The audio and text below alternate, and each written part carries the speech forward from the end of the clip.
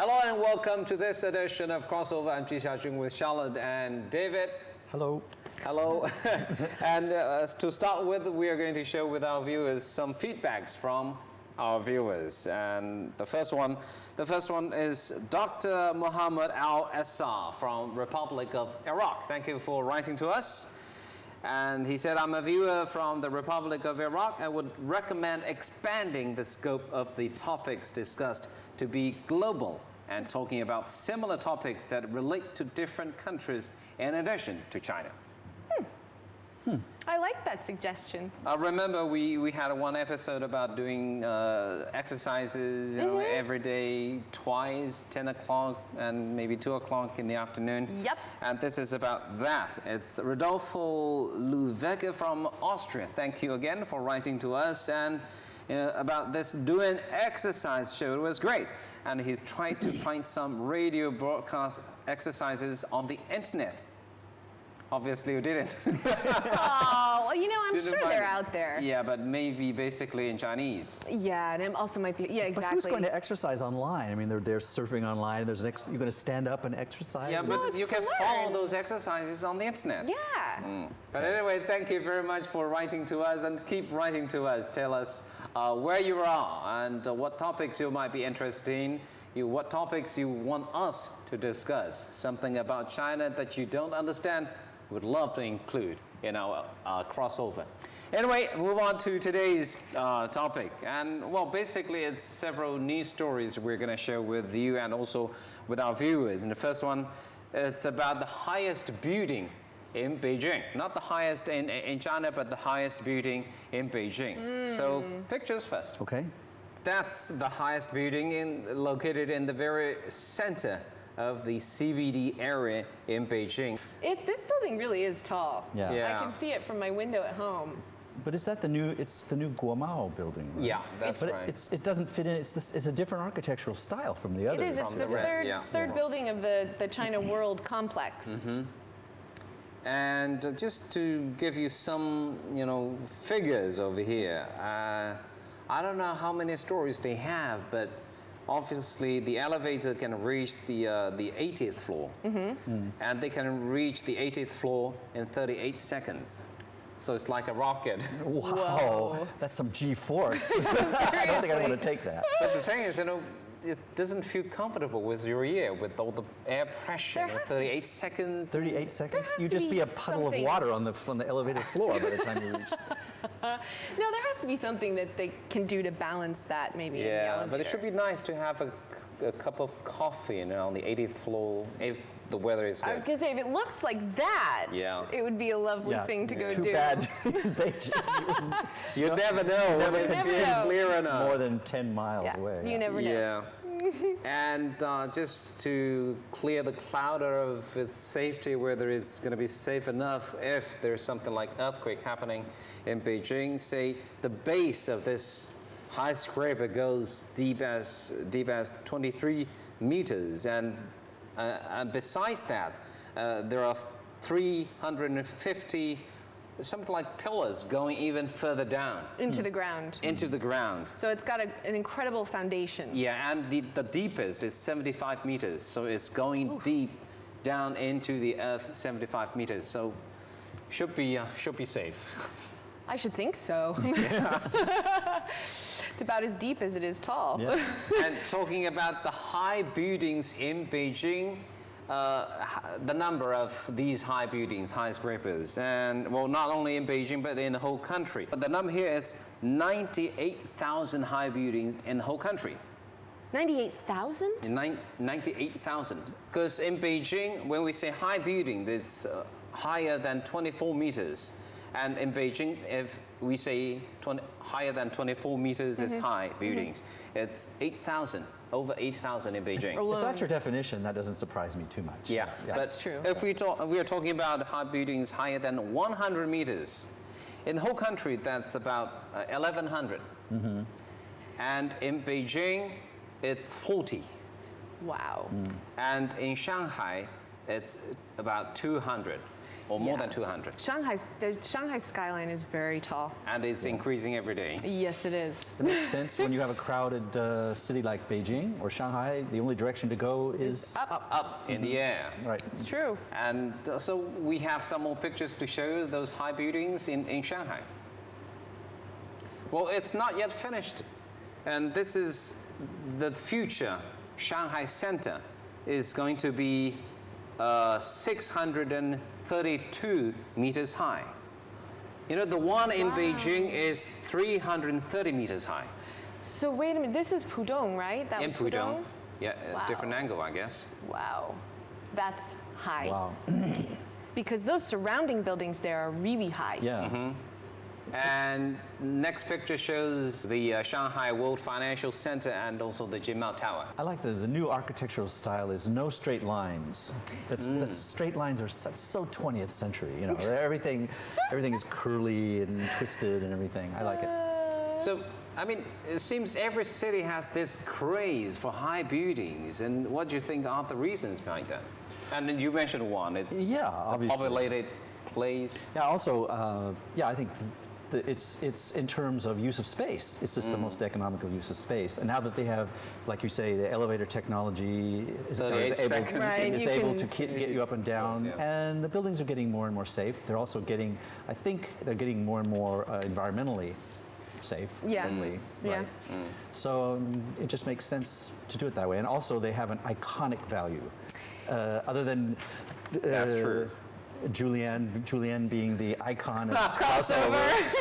I mean, yeah, these things like in Dubai, the tall building there, these things have Eiffel Tower-like iconic value that you associate it with the city, and it adds to the skyline. So It's true, and you know, I've often noticed that, and a lot of times in China, you'll find the world's first something, or the world's longest something, or the world's highest yeah, something. highest, You know, it's quite interesting, really, to see how many world firsts Yeah. China actually has. And I think also in more recent years, you know, it's kind of I'm sure it also is a pride thing. You know, Yeah. it makes everyone proud to have.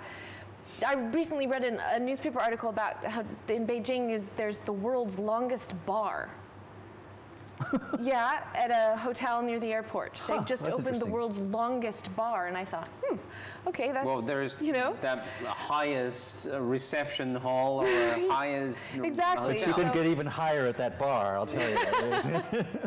But I think, you know, I think that deserves to be, I think, added into this equation of. You're right. You're right. That's actually exactly what some officials are saying in China, why these cities are building all these high buildings. One of the reasons they gave out is, you know, we need to have something to show the progress of our development. You know, we've developed and we are capable enough to build a high building like this. Maybe a face thing again. Yeah. It could be. It could be. But also, I mean, we're also talking about the country with the largest population in the world. So if you look at it from that perspective as well, you know, a lot of people requires a lot of space. And, you know, the country's so big. So like you were saying, David, you know. But sometimes I just think, you know, to be working or living in a place like that, you're hundreds of meters above the ground, Yeah. and you're somehow isolated from the community or maybe the city virtually. I don't really feel psychologically comfortable, you know.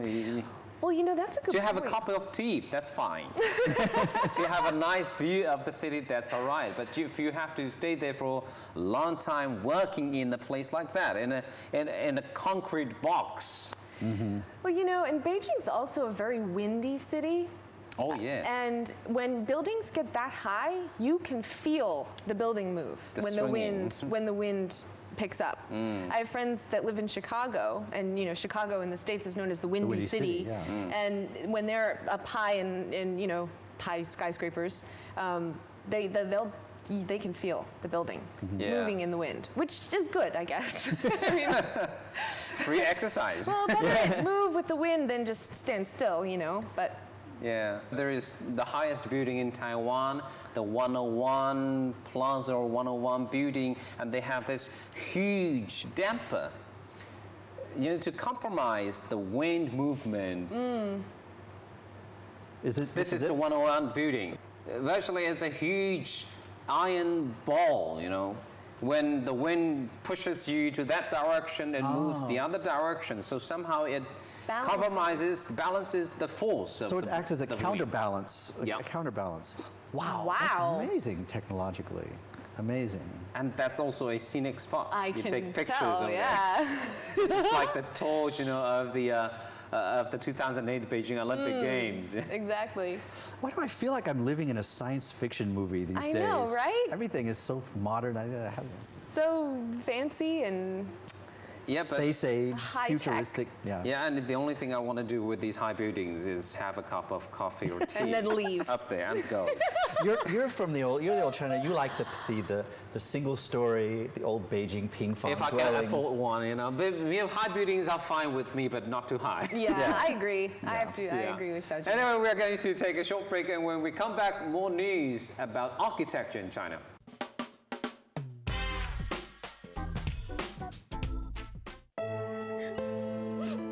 你好，我哋係索償代理，只要你係意外受傷，我哋可以幫你追討㗎。我哋幫你揾律師，你唔使出錢，我哋不成功不收費。你唔夠錢使，我哋仲可以借埋錢俾你添。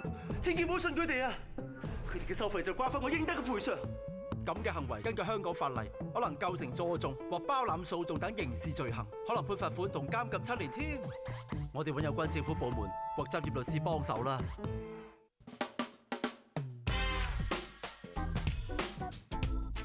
Welcome back to Crossover. More news about buildings or architecture, but this time it's in Shanghai. It's really about protection of architecture, protection of the old communities or old streets, old buildings. According to the new regulation released by the Shanghai government, it's been released in August. Say they are going to protect the 64 main roads in the old town. In other words, these 64 roads will not be expanded or changed. And it's not only about these roads, these streets. It's also about, you know, all these communities. You know, in Shanghai, I would think that that's a very difficult decision to make because, especially in Puxi, on the old western part of the side, town, yeah. the western side of the river, the streets are very narrow. And you have cars, you have people, you have bicycles. And oftentimes you'll see bicycles on the sidewalk because there's no room for them in the street. And so to make a decision like this, I would think, you know, that's a difficult decision to make because Shanghai's got lots of cars. Yeah. You know, it's a huge it's the city. metropolitan same city. as true in Beijing, you know, as they widen the places. And, you know, the solution in a lot of American cities is to make certain places off limits to cars. Oh, yeah. But that's, I mean, the obvious place that I think of in Beijing is the traditional hutong, Nanwo Guxiang, where there's still a lot of residents live there, but it's clearly a walking area. But there are people that need to drive their car through it, and so you get this clash of cars and people. And you know, if they expand it, they ruin the neighborhood. It's no longer the same kind of hutong. Exactly. So I mean, it's always a trade-off between modernization and cars and you know, the problems of living people. Yeah, these are the pictures of the old, I guess, hutongs or the streets in Beijing. Well, these old streets in Beijing, they represent a different lifestyle. You know? Right. To be living in a high scraper, high buildings, and to be living in a place like that is different. And well, I mean, those 64 streets are protected in Shanghai, but I guess Beijing, they've also released similar regulations protecting these hutongs. But again, the response from the public is just not enough. You know, it's Beijing should be better protected, and these old buildings should be better protected, better preserved. Beijing and Shanghai are different, though, in some ways. But Shanghai has other kinds of architecture. It has lots of Western Art Deco that's also needs to be protected. But it doesn't have the problem that the hutongs does, which is the basic building material is so substandard. I mean, those buildings, those hutong dwellings, were just not meant to last for hundreds of years. Really, they're basically wood and very cheap brick and plaster. You know, so the problem is how do you actually renovate them? And you can't do it without tearing the whole thing down and starting over again. Whereas in Shanghai, you have a lot of these beautiful buildings that from the 20s and so forth that it's pretty easy to preserve them and build to and add on to restore them, Yeah, at right. the very least. And I also know in a lot of the hutongs here, there isn't necessarily plumbing in every courtyard house. So there are community, toilets that people Right. will go to for the bathroom because they don't actually have a bathroom in their courtyards. I mean, there are all kinds of complications like that I think it also makes it a very difficult decision. What do you do? I know there's a huge sort of debate going on now. Do we try to restore these hutong areas in Beijing? The old neighborhoods, or do we make way and Actually, in many cases, more than just one family live in one courtyard building. Right. It's different families, many Right. families share one place, and it's always crowded, and then life is not always easy and convenient Right. Yeah. in those places. That's true. And so, on the one hand, I was just having a conversation with a friend about this the other day. On the one hand, they're beautiful and they are a part of Beijing's history, and you don't want to see them demolished. But on the other hand, for sanitation reasons, crowded reasons, if you think about it from that point of view, Yeah. It's understandable. It's Yeah, substandard it is housing, understandable. The people that live there don't always have such nostalgic, warm feelings about those particular dwellings. They say, hey, we'd like to have an upgrade too. Then we don't want to be just tourist attractions. Yeah. Right. So yeah. Good point. And what I heard is the story in Shanghai, because in Shanghai, as you mentioned, they had all these Western-style buildings, Right. very beautiful. But again, it's like Beijing courtyard buildings, different families, many families, they share one Western house.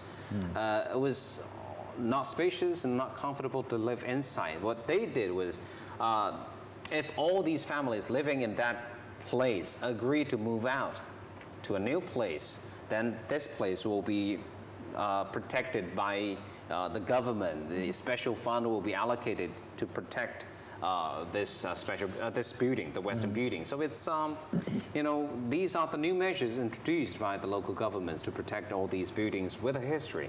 Right. But if you take a look at these pictures of some of the old streets in Shanghai, you see why they need to be protected and why they want to protect these streets.